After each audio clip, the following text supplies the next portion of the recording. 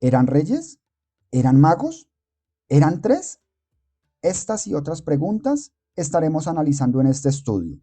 Veremos cómo fuentes bíblicas e históricas hacen referencia a uno de los eventos más enigmáticos ocurridos en la antigüedad, la visita de los Reyes Magos al Salvador Jesús. Bienvenidos. Sin duda alguna, la gloriosa llegada al mundo de nuestro Señor Jesucristo cambió de manera radical la comprensión que hasta ese momento se tenía de la espiritualidad. Nadie comprendía cómo revelaciones dadas 600 años atrás daban sus señales en el cielo para alumbrar el camino de los entendidos. Con esto claro, vamos a ver en profundidad quiénes eran estas personas. Desde pequeños nos enseñan que tres hombres con el título de reyes llegaron desde Oriente para traer regalos al recién nacido. Aún así, la Biblia nunca menciona que fueran reyes, ni que fueran magos, y tampoco que fueran tres. Entonces lo que conocemos actualmente es el resultado de siglos de tradiciones, pero lo que intentaremos ver con este análisis son los detalles que hay detrás de esta creencia. ¿Realmente fueron reyes o magos? ¿O simplemente hombres sabios en busca de la verdad? Para llegar al fondo de este asunto, es necesario separar el mito de la realidad, usando la Biblia como base. El Evangelio de Mateo hace referencia a ellos como visitantes del Oriente. Mateo 2, 1 al 12. Sin embargo, no ofrece detalles acerca de los títulos o el número de ellos. Entonces nos corresponde a nosotros llenar esos vacíos. En el contexto histórico, los magos eran figuras muy diferentes a lo que hoy imaginamos. La palabra traducida del griego magoi hace referencia a un grupo de personas reconocidas en el mundo antiguo por su sabiduría y conocimientos avanzados en astronomía, astrología y, en otros casos, por la práctica de rituales religiosos. Los magos no eran gente común y corriente, sino que pertenecían a una clase especial de sabios e interpretaban los signos y señales en el cielo.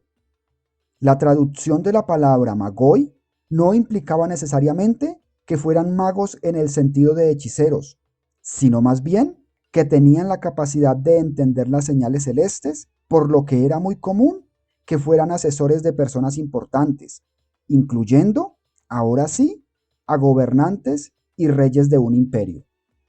Tengan presente que estamos hablando de una cultura 600 años anterior al Mesías. Entonces debemos volver al origen, al imperio babilónico, donde un joven judío fue llevado junto a sus amigos para poner los cimientos donde se apoyaría la profecía del nacimiento de un rey salvador. Me refiero a Daniel. Para su época, este era un joven brillante y un genio intelectual que conocía la sabiduría de Dios y estaba lleno de su espíritu. El capítulo 1 de Daniel hace una descripción detallada de lo que éste fue. Dice que Dios le dio conocimiento e inteligencia en todas las letras y ciencia de los caldeos. Además, entendimiento en visiones y sueños.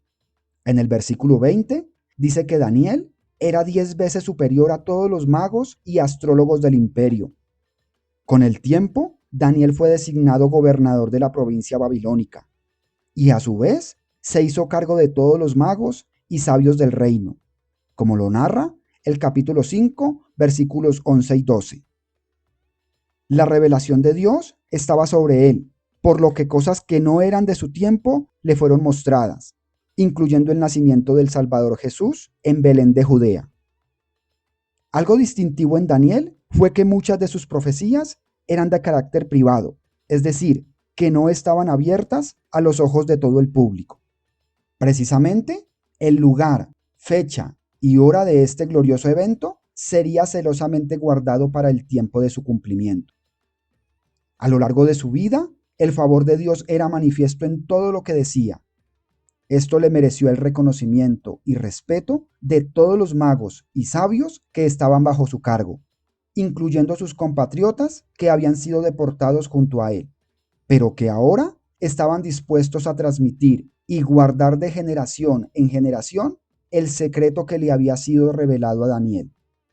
Hoy en día, entendemos que el documento cuidadosamente protegido e interpretado por los sabios era el capítulo 9 del libro de Daniel. Según algunos escritos judíos, se dice que Daniel, antes de morir, dio instrucciones a sus magos, astrónomos y astrólogos que cuando apareciera en los cielos la señal, llevaran sus tesoros al recién nacido. Es decir, que los regalos que estos hombres llevaron a Belén fueron preparados por el mismo Daniel, ya que en su condición de eunuco no contaba con herederos de sus bienes, y los puso al servicio del Mesías príncipe. Y así sucedió. A su debido tiempo se hizo visible en los cielos la señal para el cumplimiento de la profecía, tal como lo registra el Evangelio de Mateo. Sin embargo, la tradición cristiana, influenciada por interpretaciones posteriores, le dio a los visitantes una connotación mística, alejándolos de su verdadero significado. La confusión se basa en la derivación que con el tiempo sufrieron las palabras magos, como ya vimos, y reyes, que en días de Jesús hacía referencia a algo muy diferente a como se entendía en los días de Daniel. Lo más seguro es que para este caso se usara una interpretación moderna del griego basileus, que es la palabra que se emplea para referirse a un rey o una figura de autoridad política que gobierna sobre un territorio. Sin embargo, no hay ninguna evidencia en los textos bíblicos que sugiera que los magos contaran con alguna autoridad real o gubernamental al momento de llegar a Jerusalén.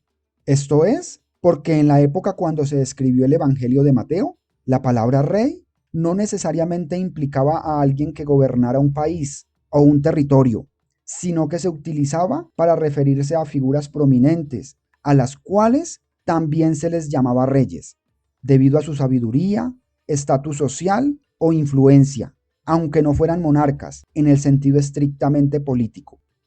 La Biblia es clara al decir que era una caravana, aunque la tradición habla de 3 reyes magos. Seguramente, este número se asocia a la cifra de regalos que otorgaron a su llegada: incienso, mirra y oro.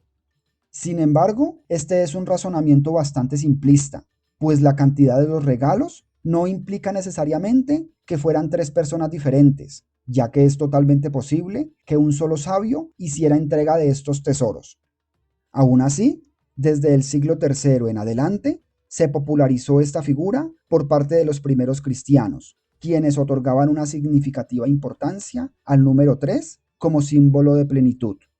Otra interpretación surgida con el tiempo fue la de vincular a cada personaje con el mundo conocido para esa época: Asia, África y Europa. Ahora bien, en el contexto real acerca de la obra de los magos, se puede establecer que su importancia trasciende la cultura, los pueblos y la lengua.